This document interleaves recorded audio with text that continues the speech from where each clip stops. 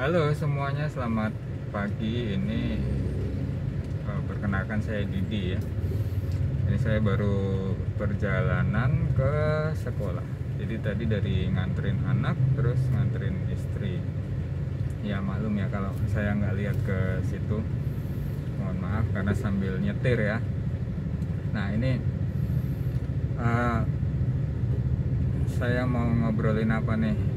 Karena ini pertama kalinya saya bikin kayak gini. Ini apa bisa disebut aja vlog.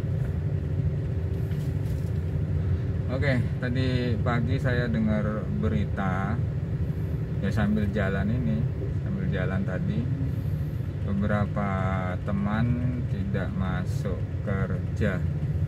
Ada yang gantian sakit, suaminya tadinya sakit, sekarang istrinya yang sakit. Ada juga yang masuk rumah sakit. Ya semoga semuanya diberi kesehatan, bisa beraktivitas kembali, mencari rezeki kembali. Dan ya yang penting semuanya sehat. Itu aja, termasuk dengan para penonton semua ya, semoga sehat. Doakan kami juga sehat. Ini dulu saya pernah bikin vlog kayak gini, tapi terus saya hapus lagi karena saya sendiri itu lucu ya, kalau dengar suara sendiri antara di kenyataan nih, saya dengar telinga langsung sama saya dengar di rekaman itu, saya kok merasa suara saya itu lain gitu. Lain. Ya mungkin saya kurang pede aja lah, tapi suaranya jadi lain gitu. Nah ini kita mau ngobrolin tentang ini ya, ada isu-isu terkini. Saya ini tinggal di Batam ya, tinggal di Batam. Apa sih di Batam ini yang terbaru ya, isu terbaru? Isu terbarunya kalau pagi-pagi gini atau sore-sore itu macet, jelas. Itu macet. Kenapa? Karena hampir banyak ruas jalan di Batam ini sedang dibangun, sedang direnovasi ya, sedang diperbaiki, perbaikan jalan di mana-mana. Jadi entah karena kejar target mau pemilihan atau karena memang dananya dari pemerintah pusat baru turun sekarang, atau pajaknya rakyat itu baru ngumpul sekarang, jadi baru bisa dikerjakan sekarang. Nah ini yang jadi pertanyaan. Tapi whatever lah, kita nggak ngerti ya masalah itu, kita nggak ngerti. Tapi secara akal sehat sih ya, kalau semua jalan diperbaiki, nah makanya jadinya bukannya malah mengurangi macet, malah nambah macet di mana-mana.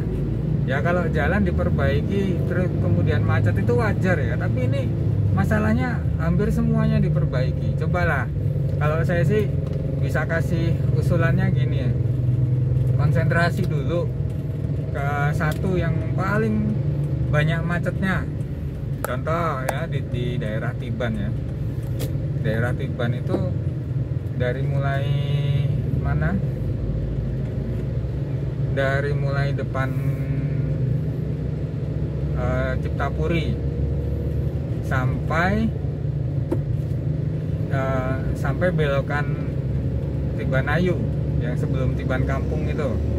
Nah sampai situ itu macetnya, itu pasti macet karena ada belokan U ya, belokan U dari arah yang berlawanan. Nah itu di situ biasanya yang paling lama macetnya. Nah jadi, atau yang itu kan hanya berdasarkan penglihatan saya gitu, tapi mungkin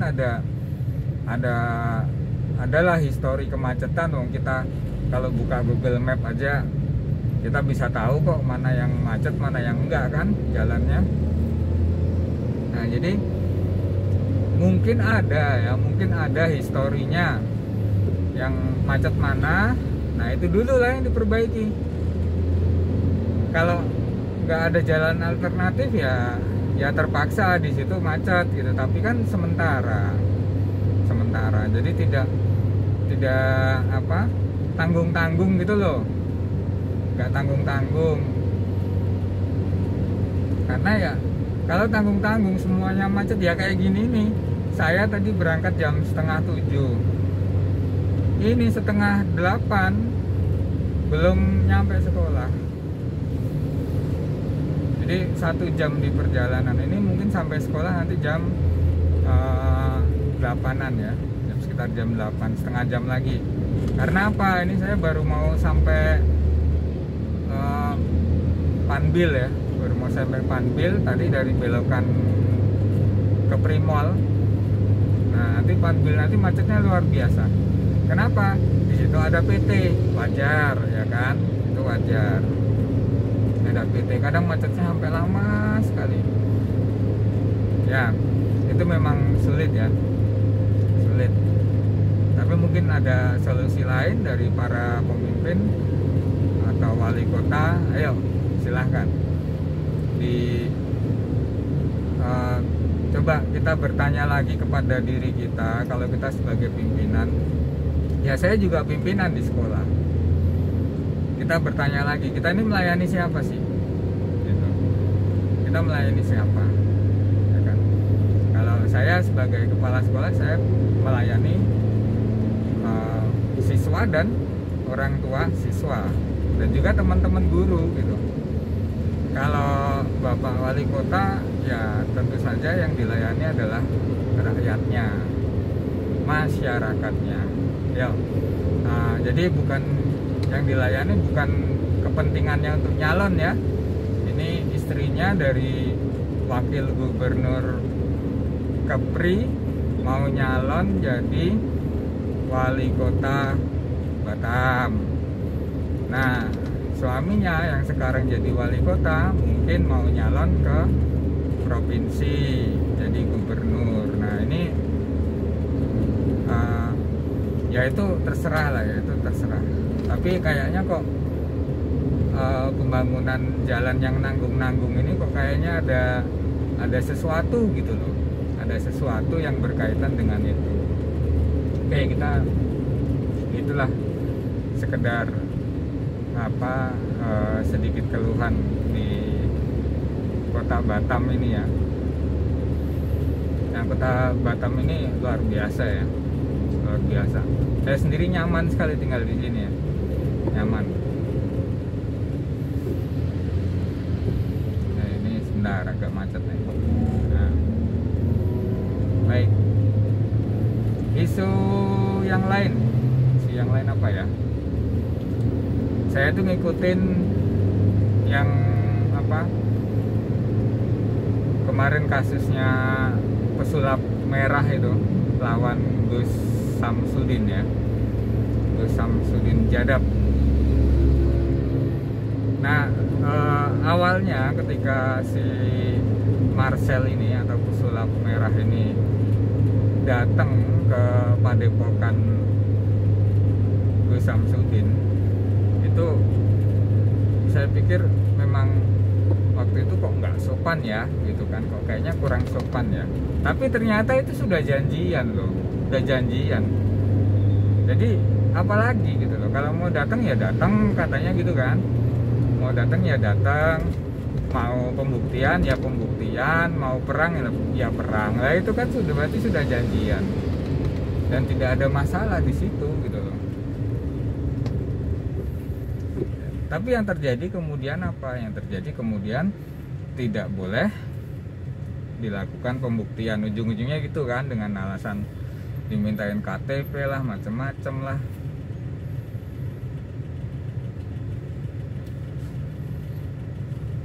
Nah kemudian oke lah, itu sudah lama, tapi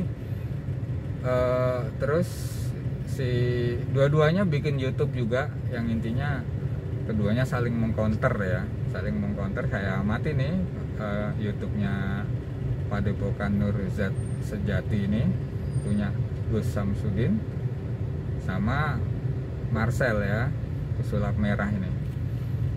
Sampai si pesulap merah itu datang ke podcastnya Om Deddy. Nah di situ ya biasa lah, kalau saya sih sudah percaya dari dulu ya bahwa apa yang dilakukan Gus Samsudin itu sebenarnya trik sulap belaka gitu, trik sulap yang dibungkus dengan kedok agama. Nah jadi itu saya setuju kalau hal-hal seperti itu dihilangkan, saya setuju sekali.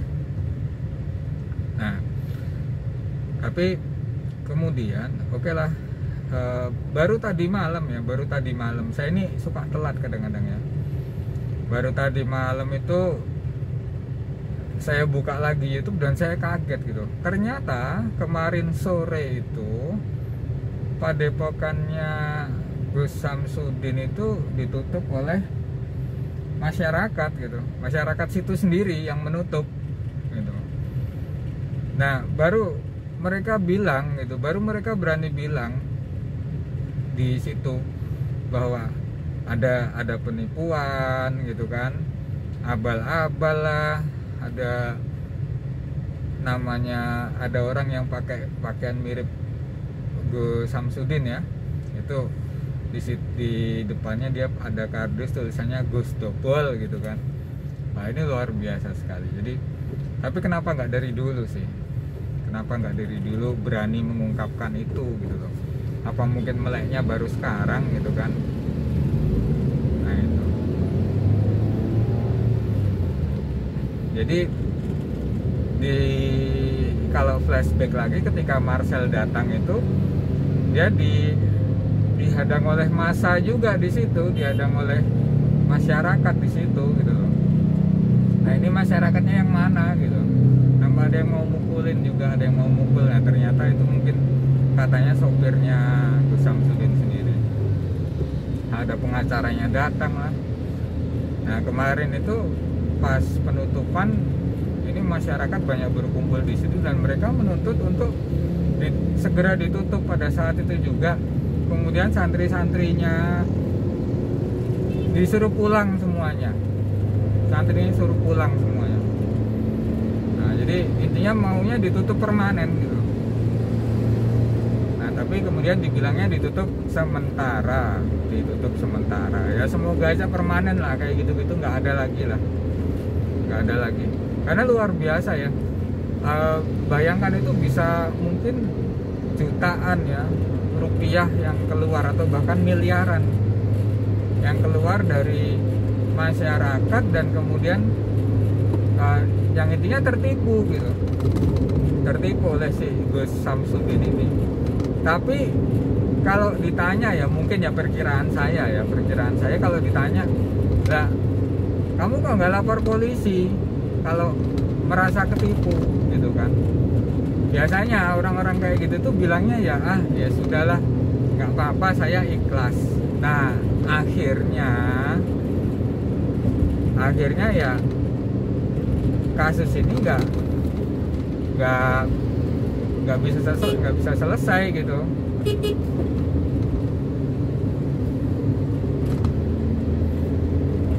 Nah sama dengan dulu kasusnya siapa, Yusuf Mansur ya, sampai sekarang pun kayaknya belum selesai deh itu, belum selesai.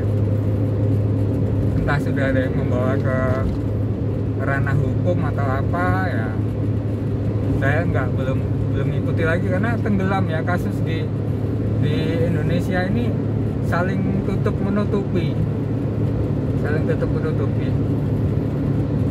Oke baik, jadi mengenai tadi Gus Samsudin tadi atau para ahli spiritual, ahli ya, ada tanda kutipnya ya, ahli spiritual ya, semoga aja mereka sadar bahwa yang mereka lakukan itu menipu, membohongi, membodohi masyarakat. Dan itu ya Allah alam ya, gimana nanti di akhirat sana ya. udah tahu itu orang susah kok malah ditipu. Ya biarlah, itu urusan mereka sendiri lah, urusan mereka sendiri. Nah sementara di dunia ini ada orang-orang yang berjihad loh, semacam Marcel itu saya anggap dia berjihad. Kalau pas saat dia datang ke Padepokan Gus Samsudin itu, terus kemudian dia mati di situ, masya Allah, saya doakan wangi kuburnya, wangi mayatnya. Ya, dan itulah orang-orang yang berjihad ya, berani ya. Sementara kita kadang saya pun ya, kita nggak berani lihat ada kemungkaran di mana-mana, kita nggak berani ya, nggak berani bersuara ya. Tapi si Marcel ini berani ya, bahkan didatengin loh, ngajak pembuktian, ayo hitam di atas putih ya kan, ada perjanjiannya semuanya. Itu luar biasa ya, luar biasa. Oke, itu cukup tentang Marcel sama Gus Samsudin. Dan yang lainnya ada kasus apalagi, Brigadir J lah atau siapa, nah yang melibatkan kepolisian. Saya tuh lucu ya mengamati di mana, di Facebook ya, Facebooknya Divisi Humas Polri. Nah di situ apapun yang diposting sama kepolisian, di komennya itu pasti miring mengenai gimana kasus Brigadir J gitu kan. Malah yang dulu bikin ngakak itu yang masalah CCTV itu, masalah CCTV ya itulah makanya kepercayaan masyarakat itu penting di situ ya.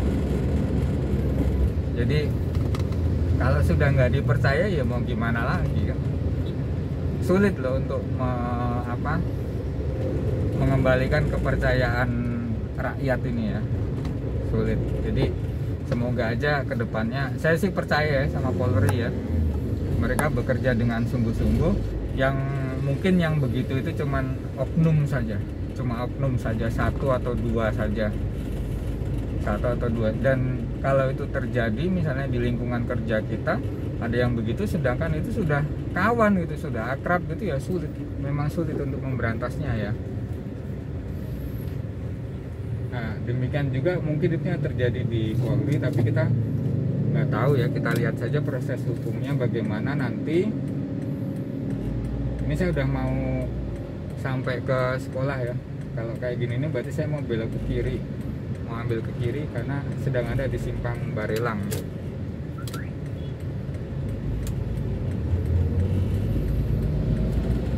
Oke, semoga aja semua kasusnya cepat tuntas, Polri bisa mendapatkan kembali kepercayaan penuh dari masyarakat ya. Seperti halnya bagaimana masyarakat percayanya dengan TNI ya, dengan tentara nasional kita ya, luar biasa sekali. Belum lagi kasus yang lain-lainnya atau isu-isu yang lainnya, masalah ekonomi, masalah apa dan sebagainya ya. Ini semoga kita semua kedepannya jadi lebih baik. Tapi saya pesannya gini ya, pesannya tuh gini, yuk kita sebagai kepala keluarga ini, saya ngajak lah kepala keluarga yang lain ini, kita urusi diri sendiri dulu lah, kita cari rezeki yang halal, kita ibadah, kita ajak keluarga kita untuk ke kebaikan ya, kita ajak untuk ibadah yang baik. Nah jadi kalau semuanya seperti itu, insya Allah semuanya akan baik. Nah bagaimana dengan yang oknum-oknum ini gitu ya, biar aja lah, ntar nih ada anak-anak.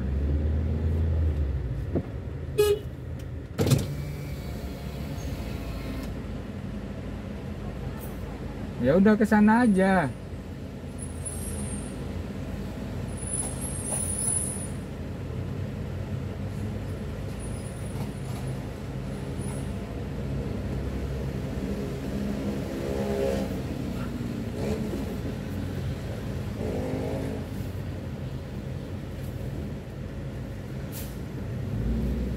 Ayo.